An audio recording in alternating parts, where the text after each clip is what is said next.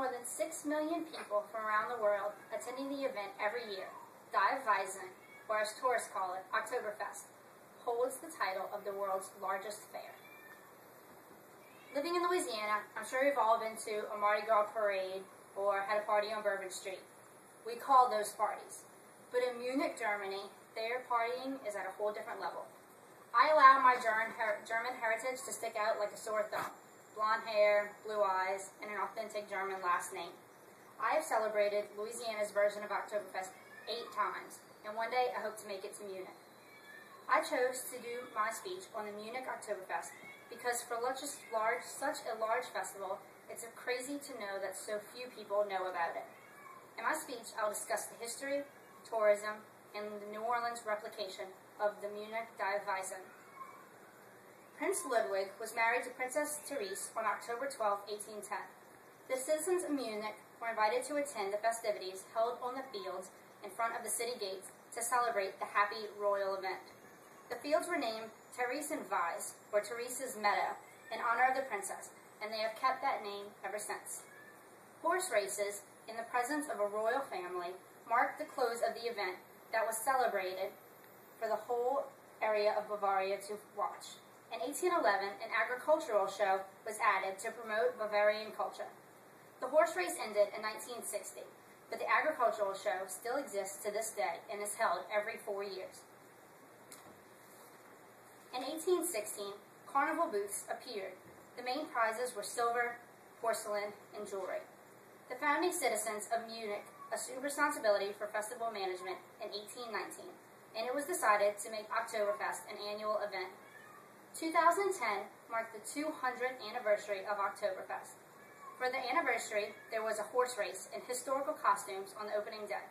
A so-called Historique Wiesen, or Historical Oktoberfest, took place, starting one day earlier than usual, meaning it lasted 19 days. A specially brewed beer, horse races, and a museum tent gave visitors an impression of how the event felt a century ago. An event of this magnitude would not succeed if it wasn't for its tourists. With 17 days in Germany, just imagine all you could get done. According to the München program, the day begins at 10:45 a.m. with the grand entry of the Oktoberfest landlords and breweries. This usually consists of 1,000 participants, including the landlords and breweries' families. After that comes the costume and riflemen's parade. The 8,000 performers march, dance, and gallivant down the 4.5-mile parade route. Following the parade, guests get to hear the Oktoberfest musical selection when a high-band open-air concert takes place. This concert is played by over 400 musicians at one time. Some events are scheduled and some are not. Most of the time can be spent however you would like to spend it, from the Ferris wheel to the prize booths and over to the beer tents, and there are a lot of beer tents. There's something for everyone at this amazing event. Oktoberfest has also been done New Orleans style. Incorporated in 1928, the Duchess House was formed as a social organization, a group that provided support for the numerous German immigrants in the New Orleans area. The Duchess House has grown into an organization with the mission to celebrate and foster the rich culture, musical heritage, language, and history of the German people. It also has one of the largest private archives of German memorabilia in the country, which contains records from various German consulates. On the last weekend of September and every weekend during October, visitors can enjoy a piece of Germany in the heart of New Orleans at the Duchess House in Mid-City. The New Orleans Oktoberfest attracts up to 15,000 visitors every year. Every night during the event, visitors pack the outside courtyard and beer garden to hear authentic live German music. Usually held on the first or second weekend of the event, the Oktoberfest parade rolls from the Convention Center Boulevard straight to the Duchess House, and like all things in New Orleans, ends with a party.